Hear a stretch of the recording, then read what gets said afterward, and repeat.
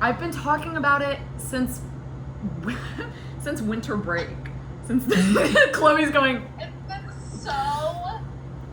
It's been long because, listen, when I date somebody, I love them and I'm loyal to them. And then the thing that happened that I'm not used to that we can talk about, but is that I was dumped. So I had no say in the breakup, in the ending of the relationship, and it took me longer to find closure, to find my own way to heal. But Chloe's been there through the thick of it, literally, into the thick of it, and knows how much I have healed, especially like from her.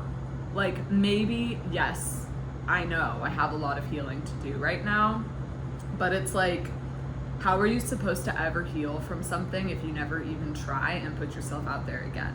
If you just stay stuck in some room and are afraid all the time, how are you ever going to get another girlfriend? Definitely. I have the opportunity of love again. Like, it's not about being in love. That's not my goal. But the opportunity to experience. Yes. The song Clairo, Sexy to Someone, like, I think it rings true. And a lot of people like to have a crush. It's inspiring. It kind of gets you going. It's like something fun to think about when you're bored. Like, it's nice. Isabel. What? I said you're such an artist, Isabel. Well, I know, but like, it's true. It's very poetic. Yes, it is. I know Chloe made me the sweetest birthday poem yesterday. That was very sweet and nice, and I loved it. She did one of those, like, she wrote my name out and then said a bunch of words that had the same letter as the first letter in my name. Or like spelled out the name and added a poem around it that rhymed and everything. It was really cute. It was really adorable. And that's an example of a good friend. And maybe the next episode we do can be how to be a good friend. How to be, what it means. What it means to be a good friend. What it means to support somebody going through a hard time. How. Part 2. How to be a good friend. Yes. What is a good friend and how? Because it might need to be multiple parts. Some people have forgotten all of the skills. All of them. Oh, I'm like still shaking because that's the thing. When somebody's vulnerable with you and then you just shut them down and act like they're like some stupid kid, it feels so bad. And I know that wasn't my friend's intention, but like, it's like, oh cool, now I know not to go to you. Yes. Now I know to put my vulnerability elsewhere to get the results I need. Okay, this is Chloë Parmalee, my best friend of so many years and so many years to come. She's literally perfect and an angel. What do I have to say about Chloe? We met because we dated the same boy, but we really met because of theater and our shared love of the arts. Absolutely. We really met because of Second City. Yes. We really met because of a hot tub cast party. Yes. It's really how we met. Yeah. Shaking her head. In Providence. So we went to we went to high school together, but also middle school. We didn't go to the same elementary school, but my cousins actually went to your elementary school, and one of my cousins is in her grade actually. Had classes with her. Yes. Multiple. Very like. He's like the most normal guy you've ever met. That's all we say about him. He's just so normal. Normal. He's just so normal. And normal. Right. It's like, that's why my family thinks that I'm crazy, because it's people like him who are just like a little too so normal. You know? And like the best way, you know, like I Sure. like in the kind like that's Totally. it's the same way in like which That I'm a little crazy. called weird. Like, right, Yes, like, yes. I'll call myself weird, and I'm gonna call him very I love normal. it. Like of course like he's normal in the best way, you know? Totally. But yeah. But yeah. Okay. Reminds me of color like blue. Like He does remind me of Dolphin. Igor. Igor. Eeyore. I said it so wrong. We're gonna leave it in though. We're gonna leave it in. But we are talking about Eeyore, like Yes, the donkey. Yes, definitely we're talking about the donkey. But the donkey is so, I love Eeyore because he's like so sad. He's so sad, but he's so normal and just does the same thing. And he's so predictable. And that's who my cousin is. That's fair. You know? And he doesn't really talk. And Eeyore doesn't really talk either. Yes, it's very true. He was quiet. Kind of more grunts. I mean, I used to like scream my cousin's name in the hallway whenever I saw him because I think me and my other cousin thought it was kind of amusing that we would see him in the hallway, that like we were cousins and we went to the same school, so we'd be like, your name! Whenever he came around, and he would just get bright red in the face. He'd always be like with his popular friends. Like he like played football and I did not. I did not play football, let's just put it that way. I did not cheerlead, but Chloe did. I would say that you were popular in high school even though you were weird. I know, And I got it's that. just because you're really cool. I was not popular in high school because I was still very socially anxious, and then when I went to college, my social anxiety got a lot better, and now I'd say it's non-existent. Yeah, I think And unfortunately, I've almost like gone the opposite, and now I have to kind of have a filter in situations that like I didn't used to have to have a filter in. But I think being a teacher will do that to you, and like having to learn how to advocate, definitely. you know, and like tell little middle school boys like, hey, stop talking. You know, if that's your whole job. It's not my job to be authoritarian, but like, anyways, we'll make a whole nother episode about work and stuff.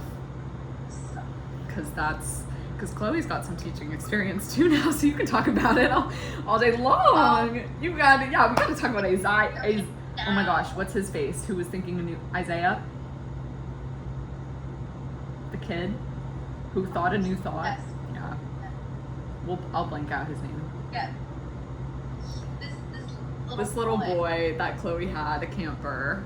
Like, we as a staff, he was like the littlest one, okay? Like so cute every day, show off, like he was sweet, he'd have a Kindergartner, right? Like 5-year-old.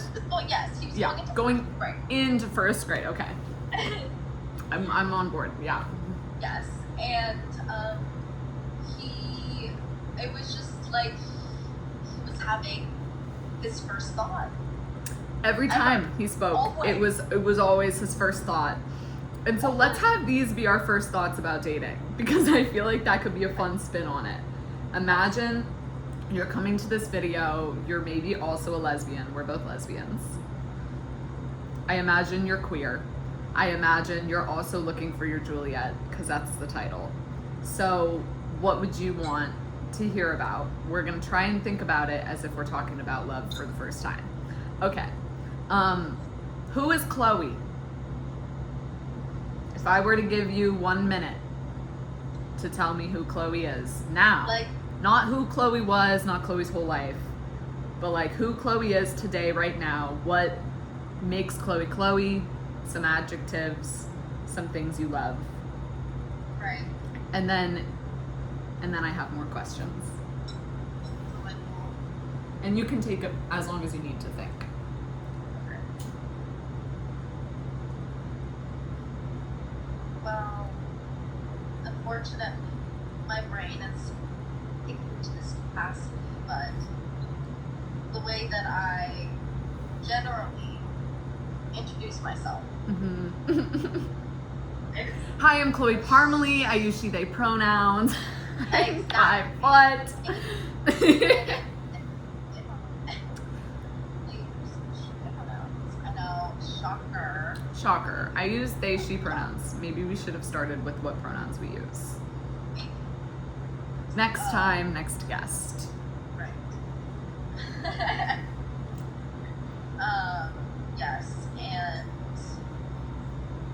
the only people that really use they their pronouns are like the people closest to me, obviously. Mhm. And I think that's just because of how I look, but we'll just like get into that in another video because of society. That's all I'm saying. Society. I'm gonna turn off the AC just so that we can hear you better. Oh no, I should probably also turn down my. No, you're perfect. I just realized that was on, so I'm so sorry to everybody listening or watching if you heard that. It's better now. Um, let me know, because I have my fan on and an air purifier going at level 3.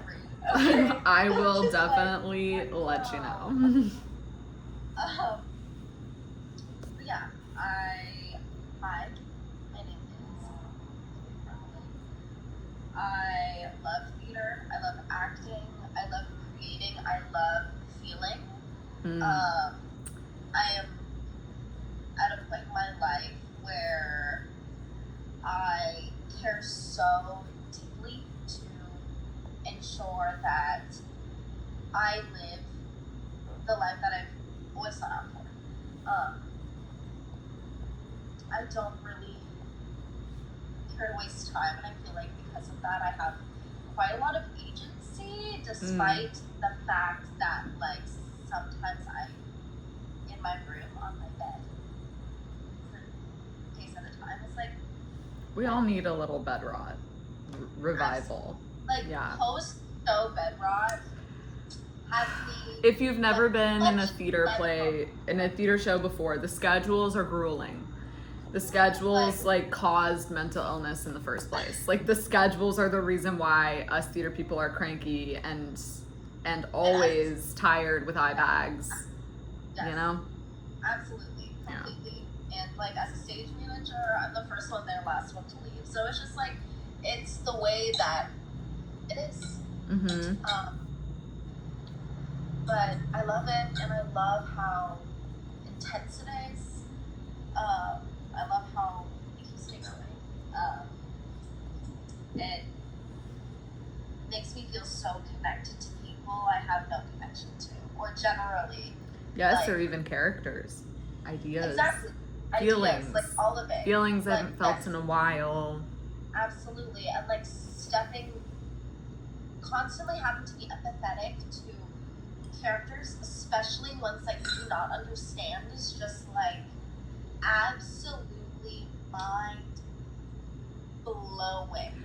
Honestly, it goes very well into like the idea of love, because we say as an actor, you can't perform as a character who you are judging.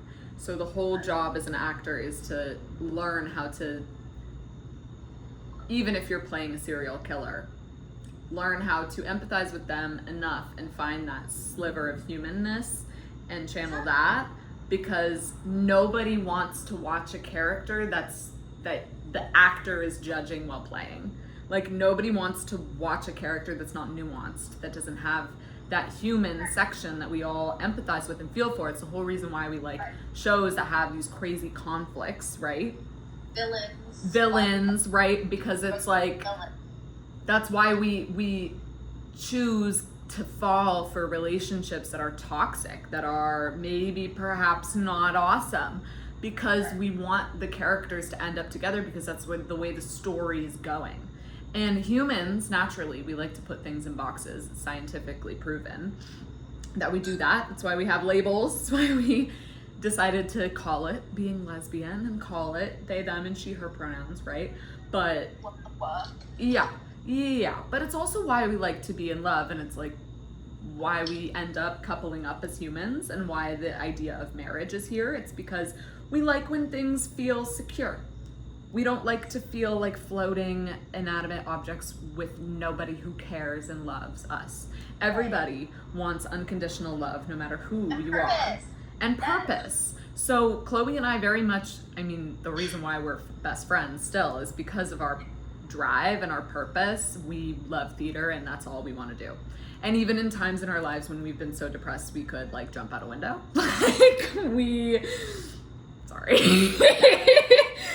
Sorry, I'm saying from my own personal experience.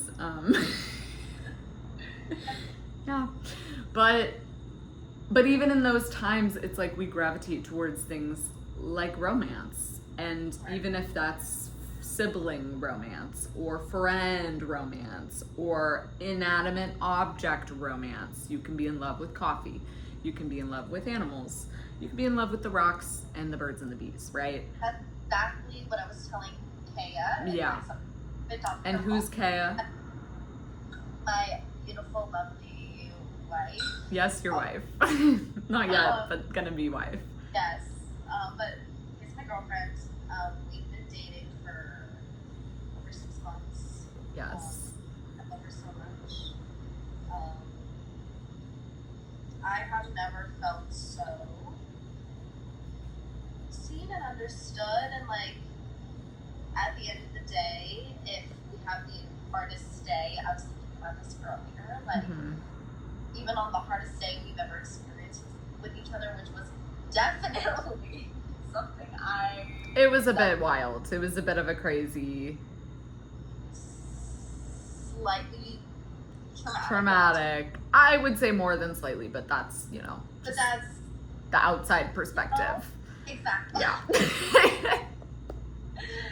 But I think the beautiful thing was when we got back home and like talked a little bit, laugh. And then the next day when we talked about it and talked through it, we again were able to laugh and just sit there and talk to each other and hear each other's feelings. And I think that's something I find beautiful in the friendships that I've had, and really like taking time to invest in and create.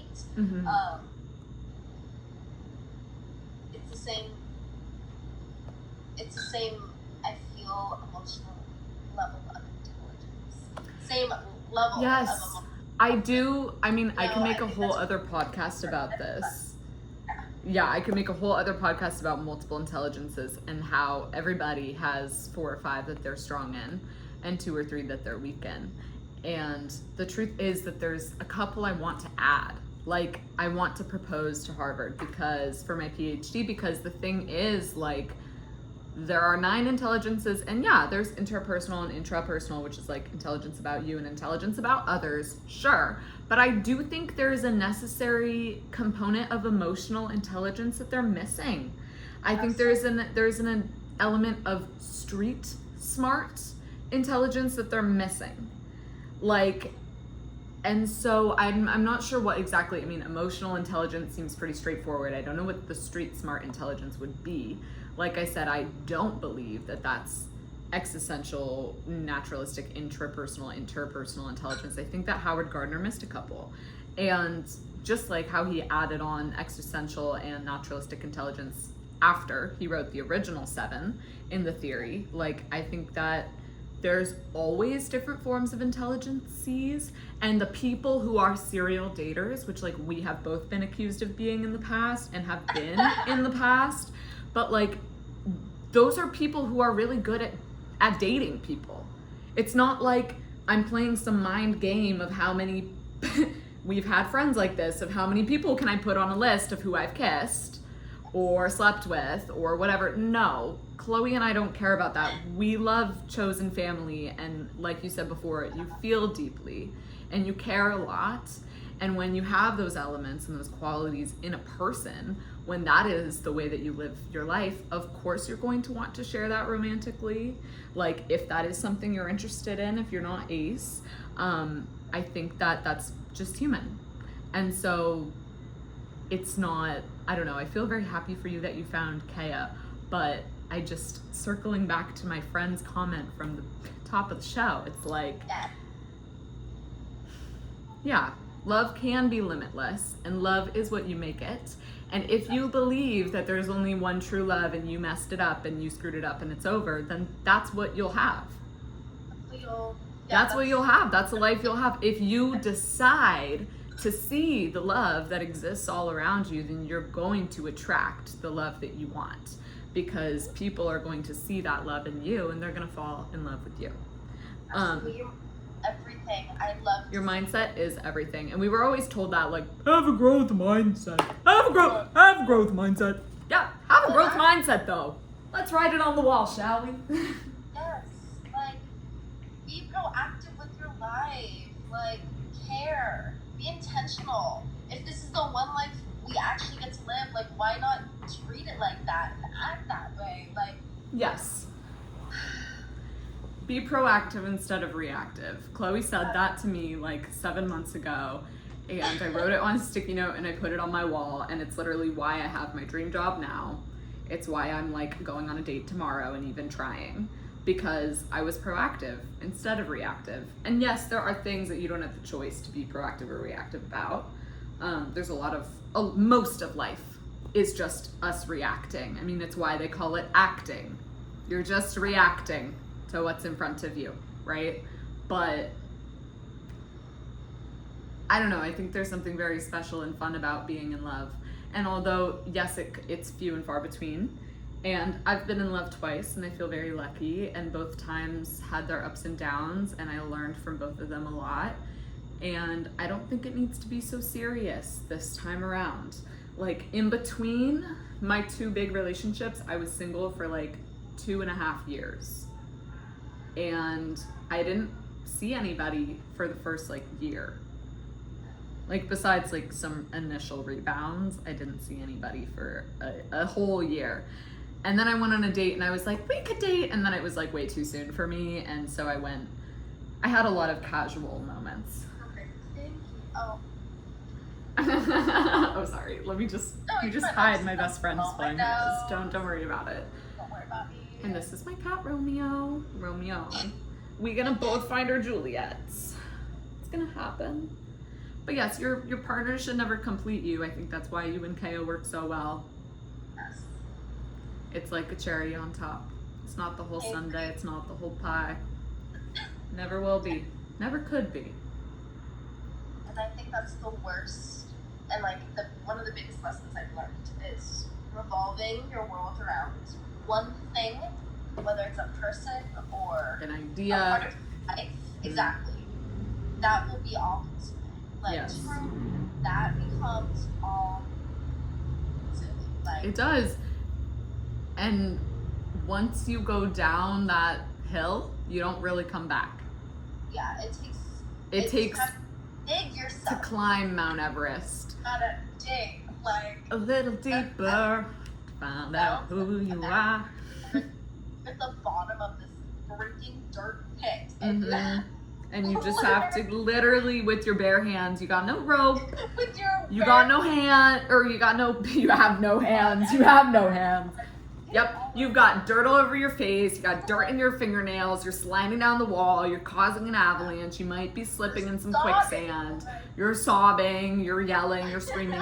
Nobody's coming to help you. Nobody. Exactly. You're all alone, it's cold, it's raining. That's how heartbreak feels. We've all experienced heartbreak, whether that's grief or a romantic person or a friend or whatnot. A parent's breakup. I recently broke up with my parents. Hello, that was so traumatic and heartbreaking, right? That I had to do that. But sometimes things like that happen. And when I was broken up with in last August, it was not fun. It was a phone call of somebody I'd been dating for a year. And she just broke up with me in a robot voice. And I know she was very ill at the time mentally, and like, I hope that she's doing better now. But that's not fair. If you're gonna break up with somebody, you at least owe it to them to do it in person. And if for some reason you actually can't do it in person, like you're long distance or something, you need to use the form of communication that you mostly use. Like, you need to FaceTime them, not call them. You know what I mean? Yeah. It's just the respectful thing to do. It's the same as like, you don't really ghost someone. Like, obviously you don't have to do what I say, and I have ghosted people before, but it's like, you try not to. Because they're people who have real feelings, who are putting themselves in a vulnerable position. And Right. It's hard when you just shut people down. But anyways, okay. What is our friendship? Where did it start? And where is it now? Our friendship started, I would say, like, really in art class. Like, Isabel Yes. and I knew each other because, yes, Drama. Mm-hmm. 1, 2, mutual boyfriends. We dated the same boy. Same boy. We dated the same boy, and we both came out Right. as a lesbian directly after. And that's just how. And that's pretty much the story of our friendship, because Yeah. when you date the same guy, I mean, I dated him for like 6 months and never kissed him. Chloe dated him for like 2.5 years. Yeah. Yeah. Yeah. I did. But He's I my mean, best- he and I was, think and he was that's mine the thing too. that we talk about in regards to being in love and loving somebody and like He still how taught that- you how to love. in different forms, absolutely. Sure. And I think like he taught me so much about like I feel like my own morals and like what I'm willing to like what I obviously want in a partner. And I think those are like the biggest things that I took from my relationships is like yes, they in some ways taught me to love, but really every single time it just like kind of what's it called? Reassured me how much love I have within myself and how much love I am capable of giving because I am a giver. And we are both givers, yeah. Which is hard. I am nothing. And right. And that's horrible because I have been nothing. Okay. I've spent so long in my life truly being nothing because I'm trying to be what my parents want me to be, or I'm trying to be what a friend wants me to be, or what a girlfriend wants me to be. And it's like, at some point, you have to come to your own conclusion that you're going to start actually living your life, and you're not going to care what the opinions are of other people, and you're not going to let it wash you away. Because once you start letting other people's judgments really infiltrate in your brain and your space, you just become eroded. The water comes and slowly, mineral by mineral, bit by bit, you disintegrate because nobody is able to withstand giving endlessly. And we talked about this a long time ago, but like the concept of unconditional love, what do you think it is? I think unconditional love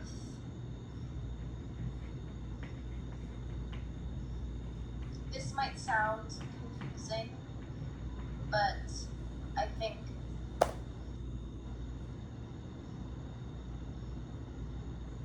unconditional love is conditional love. And I mean that in true unconditional love means that like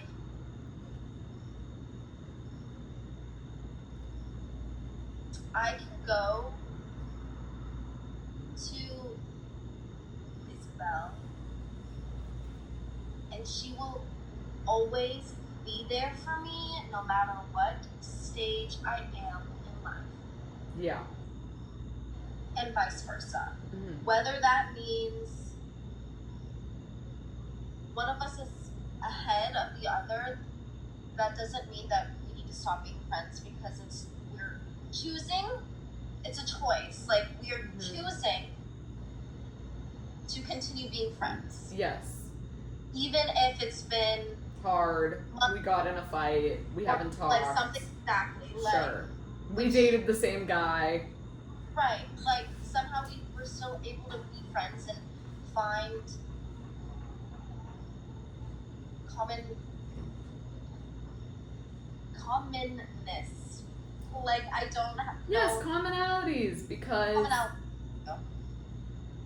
yes, I understand what you mean. You mean that love without boundaries is just self-sacrifice.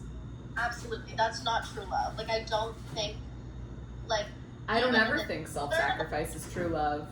I mean the way you're an enabler is totally. Just like that's also not love. Like in my opinion that is not love. I think unconditional love is knowing that your person is flawed and choosing them anyways and loving them anyway, despite the fact that they're imperfect. Yes. And still showing up and being there even at the lowest of low and telling them when there's a certain point where you know that they need to make a change, you support them in that change and you're there for them in that change. You know, all of those things truly encompass what I think love period is and should be. it should be a push and pull. It should never be one open heart to try to fill somebody's wounds or something. You know, like the reason my ex and I didn't work out is because she had decided somewhere along the way that some really traumatic family stuff that I was dealing with was her burden to heal me of. Right. And obviously when it took a turn and my family stuff only got harder, she learned quickly that there was nothing she could do about it. It was totally out of her control and my family's control. And instead of just being there, which was really the only thing I ever asked of her, was to be there for me and to choose me unconditionally. She decided to make a list of rules in her head of all the things that I was doing wrong. And whenever we would talk about them, she would just tell me what I was doing wrong. And then when I continued to do things wrong, she would say, well, you did it wrong, so we're going to be done now because you did it wrong. Which is so helpful. Which is very helpful when you love somebody, to tell them that they're wrong. Right, to tell them that they're not fun enough, that they don't support your chronic illness. Like, girl, did you ever think maybe your chronic illness might have been triggering?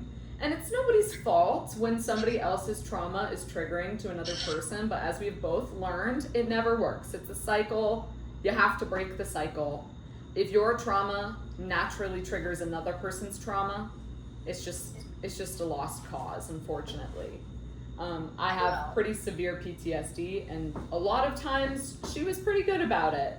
And there were a lot of times she was not good about it. Because that's not what she was thinking about, the same way I wasn't thinking about being a type 1 diabetic, because I'm not one. And so as much as I can empathize and try my best, I can only try my best. I cannot be the one giving her insulin every single second, because it's not my job. Unfortunately, she has to keep herself alive the same way that I do. I might not be a type 1 diabetic, but I do have a mental illness that is very serious that she knows about, and at any point along the way she could have chosen to be helpful instead of destructive and hurtful, and instead of hiding her feelings she could have communicated. Yeah.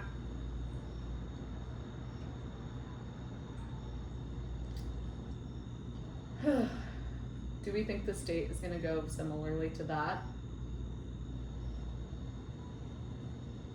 I think the beauty of it, same with the beauty of theater. Mm-hmm. It's like the possibilities are endless for how we go. Yes, the possibilities are endless. It's true. And I think if you have the, like you're talking about, I think it's a huge topic that I can talk about forever and ever. Mm-hmm. Intentionality and intentionality. Sorry, I'm saying your words again just in case it's missing out on camera. Intention, Mm-hmm. being intentional, like. Yes, you want to be an intentional person in every aspect of your life, but especially with the people you care about, especially with the people you Especially with the people you care about that you're investing in, like. Yes, because a relationship is an investment of time. Yep, time and energy and emotion that you never get back. Relationships are not transactional. Maybe No. for work, you know, maybe. I mean, I have a job that's not transactional. I'm a teacher. But if I were working as a barista still, my job would be transactional. Right. Because, Sure. But my love isn't let me give you this card for your birthday and then you give me my card for my birthday and then we're in love. That's not Let what me that post is. you on Instagram and you'll post me on Instagram so we're in love. Right. There. No. Okay, how has your journey of finding your Juliet been? Where are you now? And what leaves you feeling satiated when it comes to love? Wait. I'm so sorry. Let's That's say okay. it again. Here, I'll go one at a time. How has your journey of finding your Juliet been?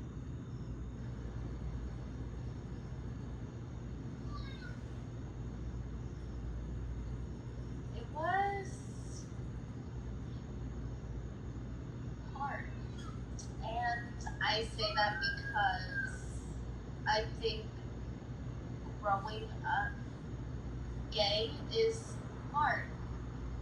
We went to a very conservative, predominantly white high school, racist, hella racist high school. Yeah, and there were like 5 gay people in my grade, and Chloe's in the grade above me, and there were like 6 gay people maybe in your grade. Maybe, I don't know. Out people. It's like most people who we went to high school with are now gay, because of course they are. I'm like, so all of you bullying me in the locker room. Like, right. Like all of you who like called people slurs. Yes. Right, and like shoved men, gay men, feminine men into locker rooms. Right. Because they're gay. Right. So interesting how it's popular now. But I do find it interesting because we used to have a friend in high school who's like looks very gay now, very bisexual now, and I can't help but laugh because I'm like, wow, you used to tell me all the time that being gay for me was such a problem with you. But the people who say that, it's always, in my experience, been people who then are gay because they've got internalized stuff going on. Yes, of course, and I think it's also people. And I have empathy for that. Yes. Yeah. In general, that don't have something in their life that they can feel so proud of. Sure. And be prideful in. Like, I think recognizing and coming to terms with your sexuality and feeling comfortable to be out and proud about it is such a prideful and beautiful thing that especially straight people just, because of the community they have. Yes, exactly. Yeah. There is a straight community, you know, like. I mean, there is a straight community. Like, yes. The same way there is a white culture, but white culture is very different from Filipina culture. Yes. Or any other culture.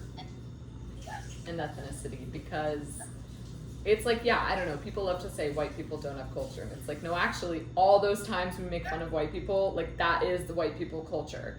We just, it doesn't feel like culture in the way we've defined culture now. That doesn't mean it's not. Absolutely, and also, like, here in the U.S., it is so different. Even in terms of what it means to experience culture. Sure. And, like, I just right. People say the U.S. is like a melting pot and not one culture, but the U.S. has culture. Because, like, me as a mixed person, my family, they assimilated. Like, that's just the way that it is. That is the way that it is. Yeah. And it made me so confused growing up, and I think for every mixed child, but I can't, like, I think not many white people potentially think this on a, like, day-to-day basis, especially, like, at a young age. Yeah, because you don't have to. Like, maybe, but I think it depends also, like, what your values are, your morals are, all these things. Yes. Like, I mean, I've had a lot of teacher friends who are white. There's a statistic that will tell you that like 90% of the teachers in the U.S. are white, which is because it's a profession that requires a lot of funding from your own bank account to even get the job. Absolutely. And then when you have the job, it still requires your own funding to do a good job at your job. Right. And to be able to have the supplies to do your job and whatnot. But I feel like when you're the other white educator friends that I have who like don't consider race, I mean, I work at a very diverse school also. I have a very diverse group of friends, and I always have, and I think growing up in a minority, you tend to assimilate yourself with other minority groups, and like kind of that's why theater becomes like this congregating place of queer, neurodivergent, diverse, racially people, because creative people, mentally ill people, because it's a finite space of freedom. Absolutely. Of acceptance. Creativity and yes, we don't get that a lot of places, and so I don't know, especially when you're talking about queer relationships, like it's just different. It's just different than a straight relationship. It just always will be. And I will never be able to understand what a straight relationship is, so I can't really ever speak to that. Even though I've like been in them, I've always been a lesbian. Like Right. no man I ever dated did I kiss. Exactly. Yes. I dated them for like upwards of 7 months, and I never kissed one of them. This is plural, multiple men. But even then, like I think even women that has had sex with a man, Sure. even still has not experienced a straight relationship, just as a straight person in a secret lavender marriage and they don't know that their partner is gay the whole time that they're with them, Totally. they are also not experiencing A straight relationship. Yeah. Like, both ways. Yes. And it doesn't matter, because at the end of the day, it's like you're experiencing a relationship, yes, but that doesn't mean that the feelings, like especially I feel like at a young age, and when you have such a big heart and you just want to love and you care and like so love much. and Yep. care so much, like especially in a world that, at least when we were growing up, and especially from like elders in my family, you know, like expectations of being with a man are huge and constant somehow. Especially in most non-white cultures. It's Right. mandatory. Yes, absolutely, and especially in society, and like I lucked out from getting raised in the Bay Area, but we still lived in a suburb. We lived in a conservative suburb. Thing that I grew up in a neighborhood of Mormons. Okay? Yeah. Like, Unfortunately, the ideals around us were horrible. In 2020, there was a video of a girl who went to the neighboring high school of ours, slurring the N-word a bajillion times. It's one of the top videos, top cancellations that happened in 2020 after George Floyd. It's one of the big ones from the BLM movement, and there were a bunch of teachers in our town who like went online and were like, it's your fault. Like, it is our community's fault. It has always been this racist, and if you're shocked about this, you need to open your mind and notice the things happening around you. right. Because it was shocking. And the shocking part about it was the dad in the car. It was this girl and her friend, and she's saying the N-slur to her friend, saying that she is going to enslave a blank word and have them as her slave. And I think her apology was like, It was an Instagram post. It wasn't even words like that she was saying. It was just a story. It was just a story with typed words. And it wasn't genuine. It wasn't like, yes. It didn't seem like, oh, I went and educated myself and realized why it's not okay for me to say this word, why it's okay for me to want to enslave someone. A crazy thing. A crazy thing to say. And what was even crazier was the friend recording, who didn't have a problem with it, and then the dad saying, Michaela, don't say that. Michaela, don't say that. Don't say that word. You can't say that word, Michaela. Hey, dad. So maybe by the third time you said that, like, and she still didn't stop, there was a different course of action than kindly telling your daughter to not say a slur anymore. Right. To not talk about enslaving somebody anymore. I do not condone yelling, screaming generally at children. I but do. Like there are times and places where you do need to yell for safety. And for the safety of other people, I would say in this situation it was... Situationally, yes. Yeah. But I mean, it was a situation where he needed to put his foot on the brake and literally reprimand the daughter for the behavior, because the lack of accountability is the whole reason why our community failed. Yes. That girl failed everybody in that situation. There was not that, but there was a kid who was in the news actually at St. Mary's, freshman, was black, and kids would like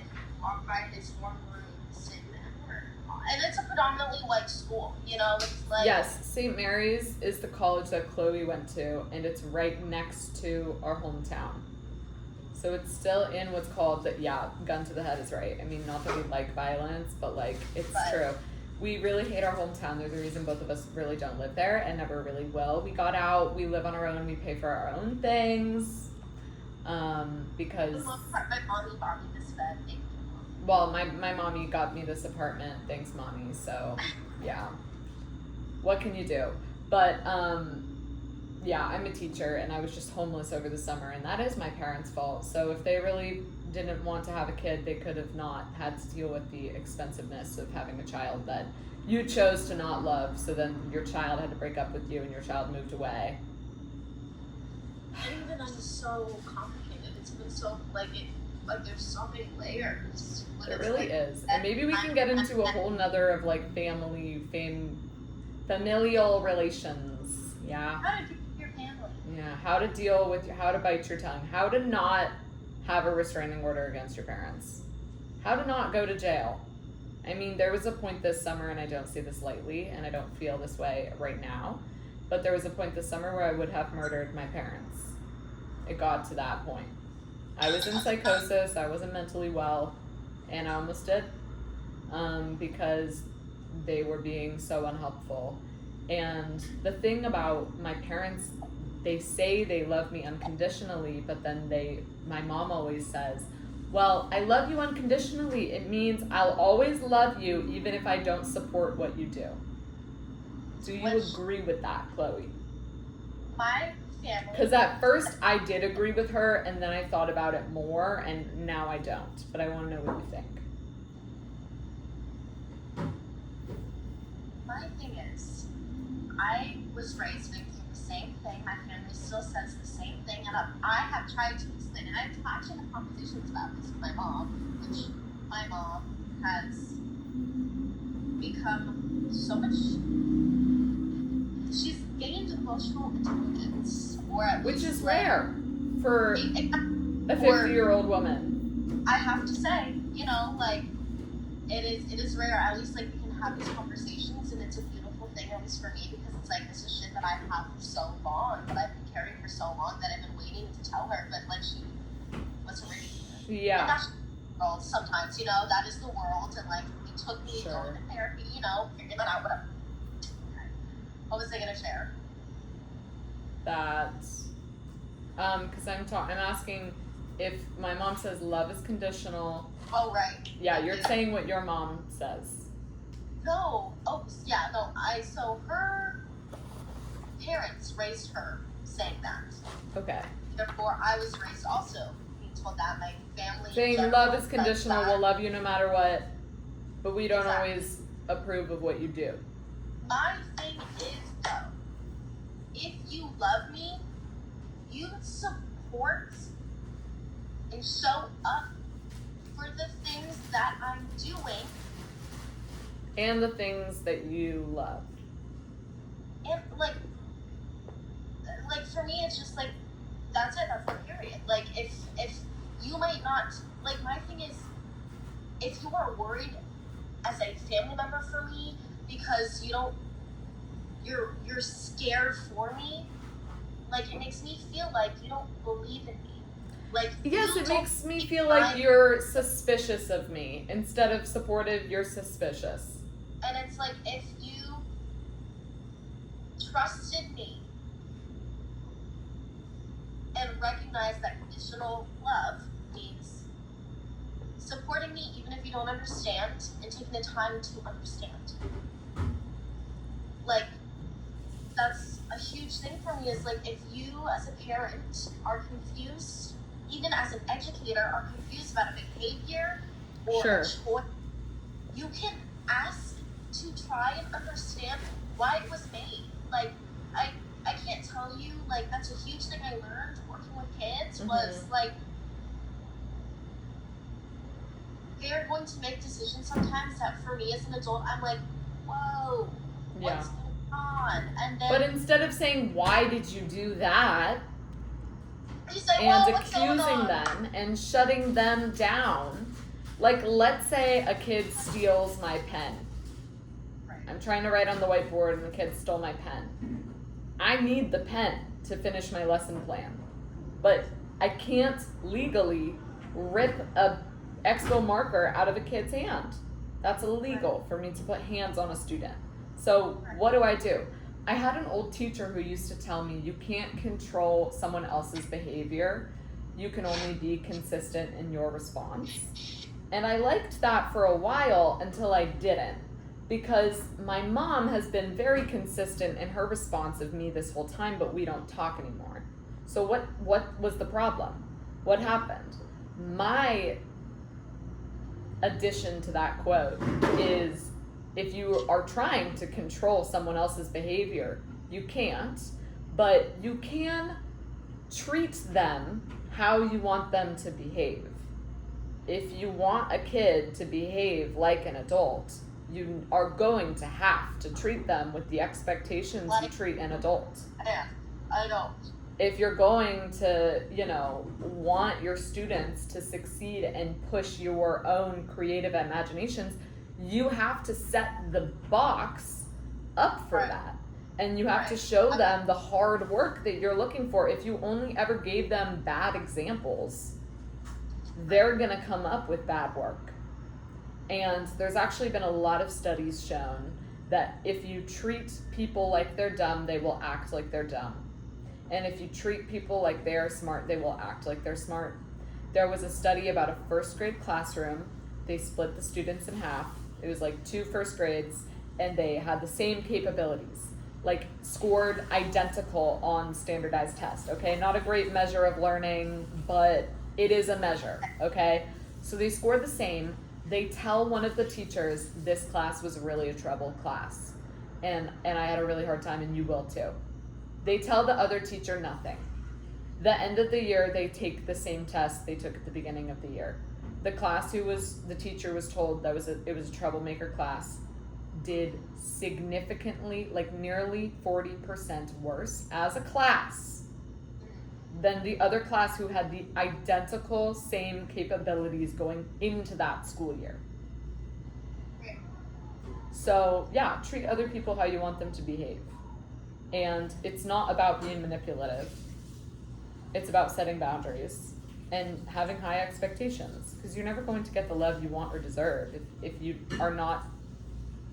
that's not what you're looking for. Like, if you're looking for scraps in the garbage can, you're going to be eating out of the trash for a long time.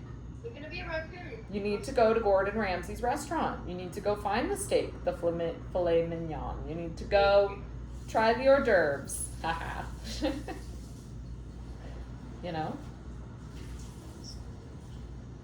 Yeah. Okay, how much of love is just trust? And how much of love is this like spark that we feel between people?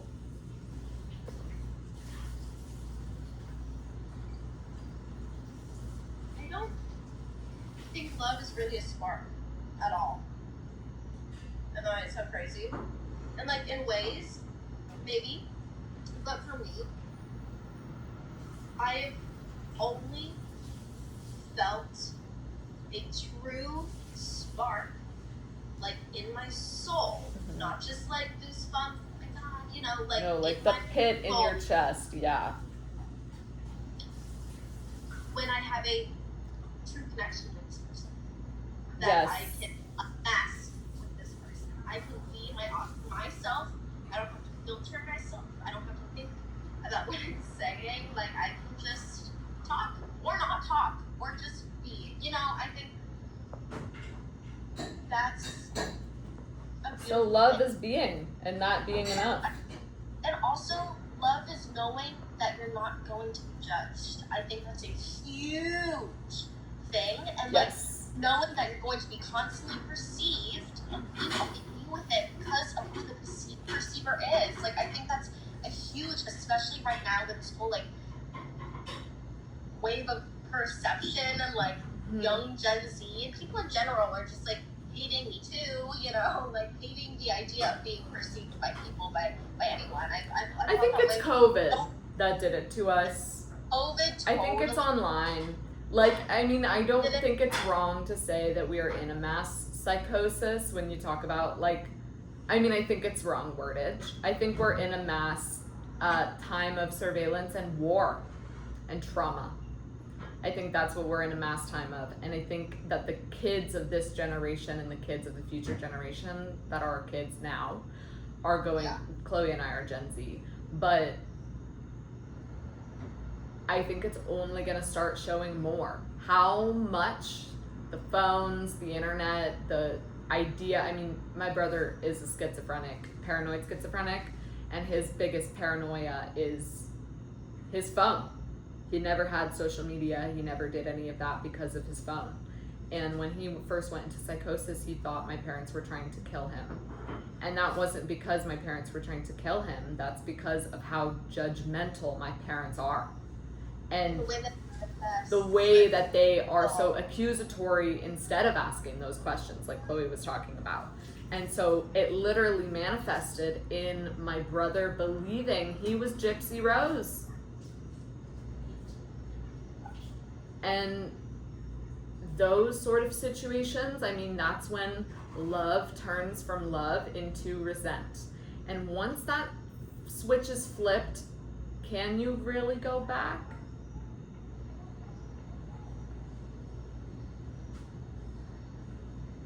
I think it just, I mean, I haven't been.